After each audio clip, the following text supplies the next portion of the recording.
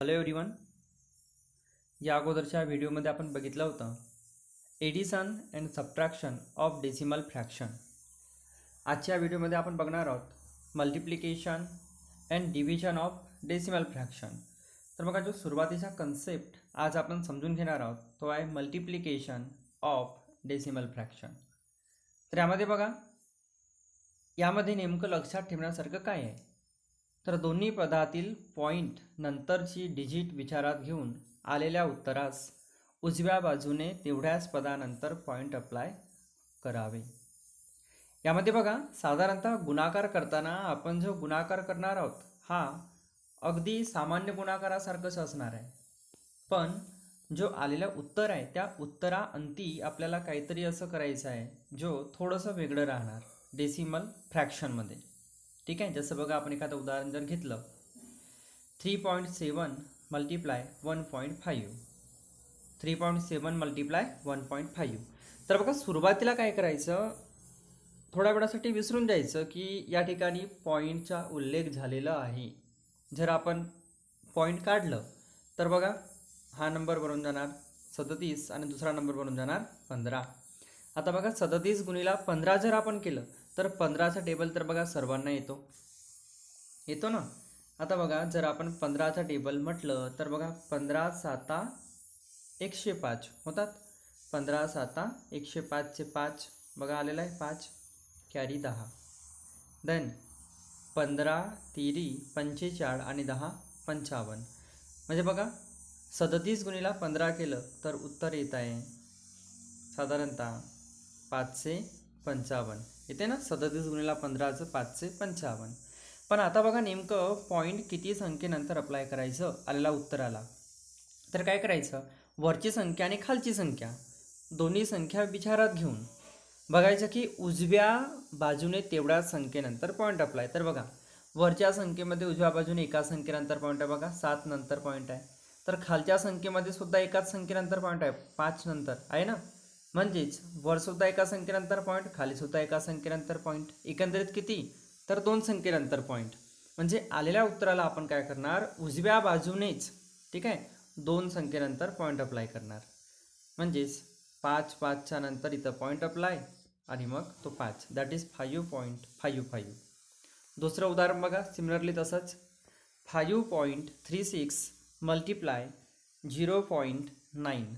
यामध्ये सुद्धा बघा, एक प्रकारे असं विचारात घ्या की हा जो उदाहरण आहे 536 गुणिला 9 आहे बघा. 9 सक 54, कॅरी 5, 9 3 27 आणि 5 32, कॅरी 3, 9 5 45 आणि 3 48. तर बघा, उत्तर किती आलं, 4824. पण आता नेमकं पॉईंट किती संख्येनंतर अप्लाय करायचं, तर बघा, वरच्या संख्येमध्ये उजव्या बाजूने 2 संख्येनंतर पॉईंट आहे बघा 6 3 त्याच्यानंतर पॉईंट आहे, आणि खालच्या संख्येमध्ये एका संख्येनंतर पॉईंट आहे. समजलं ना. बघा, वर 2 संख्येनंतर आणि खाली एका संख्येनंतर, एकंदरीत किती, 3 संख्येनंतर. तर आपण काय करणार, आलेल्या उत्तराला एकंदरीत उजव्या बाजूनेच 3 संख्येनंतर पॉईंट अप्लाय करणार. ठीक आहे. सिमिलर मॅनरमध्ये बघा, तिसरं उदाहरण सुद्धा आपल्याला करायचं आहे 3.5 मल्टिप्लाय 7.5. यामध्ये सुद्धा अगोदर 5ने मल्टिप्लाय करा 5ला, ठीक आहे. त्याच्यानंतर मग जो काही कॅरी राहणार तो बाजूला ठेवा, मग 5चं गुणाकार 3 बरोबर. म्हणजे बघा, जसं आपण सामान्य गुणाकार करतो अगदी तसंच गुणाकार करायचं आहे आपल्याला. ठीक आहे. आणि जो काही आन्सर येणार लास्ट शेवटचं तिथं आपल्याला पॉईंट अप्लाय करायचं आहे उजव्या बाजूने. ठीक आहे. तर बघा, इथं एका संख्येनंतर पॉईंट आहे, इथं पण एका संख्येनंतर, म्हणजे एकंदरीत 2 संख्येनंतर पॉईंट. बघा, झालेलं आहे एकंदरीत 2 संख्येनंतर पॉईंट. यासारखंच बघा, या ठिकाणी 1.234 मल्टिप्लाय 5.3. तर इथं सुद्धा बघा, गुणाकार तर सर्वांना करता येतेच ना. एक प्रकारे 1234 गुणिला 53 असा उदाहरण आहे. आता बघा, याचे उत्तर किती येणार, साधारणतः 65,402. पण या ठिकाणी करायचे काय आपल्याला, पॉईंट अप्लाय. तर बघा, वर 3 संख्येनंतर पॉईंट आहे आणि खाली एका संख्येनंतर पॉईंट आहे उजव्या बाजूने. अर्थातच पूर्ण किती, वर 3 आणि खाली 1. ठीक आहे, वर 3 आणि खाली 1, अर्थातच एकंदरीत 4 संख्येनंतर पॉईंट. ठीक आहे. आता आपण काही असे उदाहरण बघूया ज्यामध्ये 10ने इंटू केलं जाणार, 100ने इंटू केलं जाणार, 1000ने इंटू केलं जाणार. असं करताना फक्त काय करायचं, तर बघा 9.28 मल्टिप्लाय 100. यामध्ये काय होणार बघा, सरळ काय करायचं, हे जे 100चे 2 शून्य आहेत जसेच्या तसे दिला आपण, 100चे 2 शून्य जसे आहेत तसे, आणि वर आहे 928, 928 गुणिला 1 म्हणजे 928 आलं ना. मग आता पॉईंट किती संख्येनंतर, तर बघा वर 2 संख्येनंतर पॉईंट आहे, तर इथं सुद्धा आपण 2 संख्येनंतर पॉईंट उजव्या बाजूने दिलं तर 928.00. आता बघा पॉईंटच्या नंतर 00ला काही महत्त्व नाही, म्हणजे आपण गाडून देणार, म्हणजे राऊंड फिगर किती आन्सर येणार 928. बघा 928. सिमिलरली इथं सुद्धा तसंच 3.07 मल्टिप्लाय 10. यामध्ये सुद्धा बघा अगोदर 307 एक, हा बघा इथे एक आहे ना, 307 एक 307, आणि ह्या 10चं एक शून्य आपण घालून टाकू इथं. आता किती संख्येनंतर पॉईंट, तर बघा वर 2 संख्येनंतर पॉईंट आहे, म्हणजे इथं सुद्धा उजव्या बाजूने 2 संख्येनंतर पॉईंट, म्हणजे 30.7 किंवा 30.70. यानंतर बघा 6.57 मल्टिप्लाय 1000. 1000मध्ये किती झिरो, 3, म्हणून आपण काय केलं 3 शून्य अगोदरच लावून टाकलं, आणि 657 एक 657. आणि आता बघा वर 2 संख्येनंतर पॉईंट आहे, म्हणूनच 2 संख्येनंतर पॉईंट आपण आलेल्या उत्तराला अप्लाय केलं, तर उत्तर आलं 6570. कारण बघा पॉईंट नंतरचं जो काही 00 आहे त्याला काही व्हॅल्यूच नाही. अर्थातच बघा आपल्याला असं लक्षात येऊ शकते की एखादी संख्या पूर्णांकात करायचं आहे, म्हणजे त्यामधून पॉईंट काढायचा आहे, तर त्याला आपण 10ने 100ने 1000ने असं मल्टिप्लाय करू शकतो. जसं बघा इथं 9.2 आहे, इथं उजव्या बाजूने एका संख्येनंतर पॉईंट आहे ना, तर याला पूर्णांकात करण्यासाठी, म्हणजे याला 92 बनवण्यासाठी आपल्याला एक शून्य असणारी संख्या 10ने इंटू करावं लागेल. तेव्हा बघा 92 एक 92, एक शून्य जसं आहे तसं घेतलं आपण, आणि एका संख्येनंतर पॉईंट, म्हणजे किती झालं 92. आता समजा उदाहरण राहील 0.92, आणि यापासून आपल्याला 92 मिळवायचं आहे, म्हणजे पूर्णांकामध्ये आपल्याला संख्या घ्यायची आहे, तर याला 100ने इंटू करण्याची गरज आहे. कारण बघा 2 संख्येनंतर पॉईंट आहे उजव्या बाजूने आहे ना, तर 2 शून्य असणारा.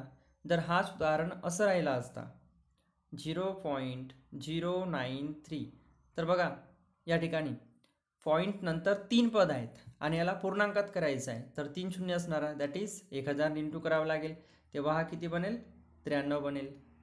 बघा हे सर्व मी यासाठी सांगत आहे कारण आपल्याला सिमिलर उदाहरणांचा वापर करून भागाकाराची प्रोसेससुद्धा करायचा आहे. तर हा तर झाला गुणाकार. सर्वांना लक्षात आलंच असेल की गुणाकार कशा प्रकारे केलं जाते. ठीक आहे, साधारणतः उजव्या बाजूने पॉईंट अप्लाय करणे या ठिकाणी ही प्रक्रिया आहे, आणि तेही वर आणि खाली दोन्ही संख्या विचारात घेऊन एकंदरीत उजव्या बाजूने किती संख्येनंतर पॉईंट आहे तो आपण या ठिकाणी विचारात घेणार. ठीक आहे, सिमिलर मॅनरमध्ये आपण बघूया आता की भागाकार कसं केले जाते. तर बघा अगोदर भागाकार करताना लक्षात ठेवायचं की जसं बघा उदाहरण या ठिकाणी 2.7 डिवायडेड बाय 9, 2.7 डिवायडेड बाय 9, म्हणजे बघा खालच्या संख्येने आपण वरच्या संख्येला भाग देतो. जसं वर 100 आहे आणि खाली आपण 20 दिलं, तर 100ला 20चा भाग द्यायचा आहे, म्हणजे बघा 20 पंचे 100, बघा 5चा भाग जाते ना, म्हणजे वरच्या संख्येला खालच्या संख्येने भाग द्यायचा आहे. पण आपण ज्यावेळी भाग देतो त्यावेळी आपल्याला लक्षात ठेवायचं आहे की ज्या पदाने भाग द्यायचा आहे, म्हणजे कोणतं पद, खालचं पद, खालील पद. ठीक आहे, ज्या पदाने भाग द्यायचा आहे म्हणजे खालील पद, तो पूर्णांकात असणे आवश्यक आहे. म्हणजे तो पद जर पॉईंटमध्ये असेल तर भाग देताना त्रुटी तयार होऊ शकतात. ठीक आहे, आपलं उदाहरण चुकीच्या ठरू शकतो, आणि म्हणूनच काय करायचं, तर ज्या पदाने आपल्याला भाग द्यायचा आहे म्हणजे खालचं पद, तो पद पूर्णांकात असणे आवश्यक आहे. आणि आपण आताच बघितलं गुणाकार करताना की जर तो पूर्णांकात नसेल, जसं उजव्या बाजूने एका संख्येनंतर पॉईंट आहे तर आपण त्याला 10ने इंटू करून पूर्णांकात आणू. उजव्या बाजूने 2 संख्येनंतर पॉईंट असेल तर 100ने त्याला आपण इंटू करू. जर 3 संख्येनंतर पॉईंट असेल तर 1000ने इंटू करू. 4 संख्येनंतर पॉईंट असेल तर 10,000ने इंटू करू. असं म्हणजे बघा ती संख्या विचारात घेऊन आपण त्या संख्येने मल्टिप्लाय करूया. ठीक आहे, आता बघा मल्टिप्लाय करताना मग नियम काय राहणार नेमकं, आपण खाली जर एखाद्या संख्येने इंटू करू तर वरसुद्धा तेवढाच संख्येने इंटू करावं लागेल. नियमच आहे फ्रॅक्शनचं. ठीक आहे, नुसतं एकाच संख्येला मल्टिप्लाय करून चालणार नाही. तर बघा जसं पहिलाच उदाहरण 2.7 डिवायडेड बाय 9. आता इथं बघा ऑलरेडी ज्या पदाने आपण भाग देत आहोत म्हणजे 9, तो पद पूर्णांकामध्ये आहे, तर त्याला काहीही करण्याची गरज नाही, सरळ 2.7 डिवायडेड बाय 9 आपण जर घेतलं तर बघा हाच उदाहरण सिमिलरली आपण या ठिकाणी आणलं. ठीक आहे, तर बघा साधारणतः होणार काय 2.7 डिवायडेड बाय 9. तर बघा 9चा भाग 2ला जात नाही म्हणून अगोदर आपण 0 दिलं ना, त्याच्यानंतर 0 उरलं 2. आणि आता बघा हा 7 आपण जेव्हा खाली घेतलं पण त्या अगोदर पॉईंट आहे म्हणून वरसुद्धा पॉईंट आणि घेतलं 7 आणि मग 9 तिरी 27 दॅट इज 0.3. दुसरं उदाहरण आपण बघू शकतो बघा 35.1 डिवायडेड बाय 0.09. आपण बघा आत्ताच बघितलं नोटमध्ये की ज्या संख्येने आपण भाग देतो ती संख्या पूर्णांकात पाहिजे, पण बघा या ठिकाणी आपल्याला 0.09ने भाग द्यायचा आहे, पण ही पूर्णांकात आहे का? पूर्णांकात असणे म्हणजेच काय, त्या संख्येमध्ये पॉईंटचा वापर न होणे, पण इथं बघा पॉईंटचा वापर झालेला आहे. म्हणजे या 0.09ला आपल्याला किती बनवायचं आहे? जर आपण पॉईंट गाडलं 0 गाडलं तर उरेल 9, म्हणजे 9 बनवायचं आहे. तर 9 बनवताना बघा या ठिकाणी विचार करायचं की उजव्या बाजूने 2 संख्येनंतर पॉईंट आलेला आहे. इथं बघा आलं ना, तर 2 संख्या अर्थात 2 शून्य, म्हणजे याला पूर्णांकात करण्यासाठी 100ने इंटू करण्याची गरज, तर वरसुद्धा आपण 100ने इंटू करूया. म्हणजे बघा खालीसुद्धा 100ने इंटू केलं, वरसुद्धा 100ने इंटू. तर बघा खाली 100ने इंटू केल्यावर काय मिळते आपल्याला बघा 9 9 आणि 2 शून्य जसे आहेत तसे. आणि इथं उजव्या बाजूने 2 संख्येनंतर पॉईंट आहे म्हणजे इथं सुद्धा आपण उजव्या बाजूने 2 संख्येनंतर पॉईंट दिलं. ठीक आहे, तसं वर पण 351 आणि बघा 2 शून्य लावला आपण. आता वरच्या गुणाकारामध्ये फक्त एका संख्येनंतरच पॉईंट आहे बघा उजव्या बाजूने, तर इथं सुद्धा आपण एका संख्येनंतरच पॉईंट देणार. याला जर आपण राऊंड फिगर केलं, पॉईंट नंतर 0 आहे त्याला काही व्हॅल्यूच नसते, अर्थातच काय उरली व्हॅल्यू, तर 3510 डिवायडेड बाय 9. आणि आता बघा 9चे भागाकार सर्वांना येणारच, आपण जर व्यवस्थितपणे यासारखं भागाकार केलं तर उत्तर येणार 390.